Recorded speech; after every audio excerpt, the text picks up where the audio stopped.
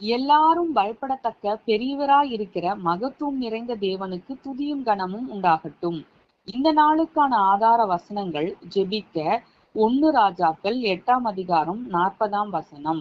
உயிரோடு இருக்கும் நாளெல்லாம் உமக்கு பயப்படும்படிக்கு தேவரீர் ஒருவரே எல்லா மனுபுத்திரரின் இருதயத்தையும் அறிந்தவரானதால் நீர் அவனவன் இருதயத்தை அறிந்திருக்கிறபடியே அவனவனுடைய வழிகளுக்கு தக்கதாக செய்து அவனவனுக்கு பலன் அளிப்பீராக.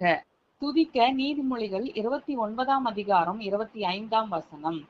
மனுஷனுக்கு பயப்படும் பயம் கண்ணியை வருவிக்கும், கர்த்தரை நம்புகிறவனோ உயர்ந்த அடைக்கலத்திலே வைக்கப்படுவான். தேவ பிள்ளைகளாகிய நாம் கர்த்தருக்கு பயப்படுகிற பயத்தால் நிரப்பப்பட்டவர்களாய் இருக்கும்படிக்கு இந்த நாளில் அதற்காக நாம் காத்திருந்து ஜெபிக்கலாம். மேலும் நம்முடைய சபைகளிலும் கர்த்தருக்கு பயப்படுகிற பயம் நிலைத்திருக்கும்படிக்கும் பெருகும்படிக்கும் இந்த நாளில் கர்த்தருடைய பாதத்தில் காத்திருந்து ஜெபிக்கலாம். சிறியோர் முதல் பெரியோர் வரைக்கும் கர்த்தருக்கு பயப்படுகிற பயத்தால் நிரப்பப்படும்படிக்கு அதற்காகவும் நாம் ஜெபிக்கலாம்.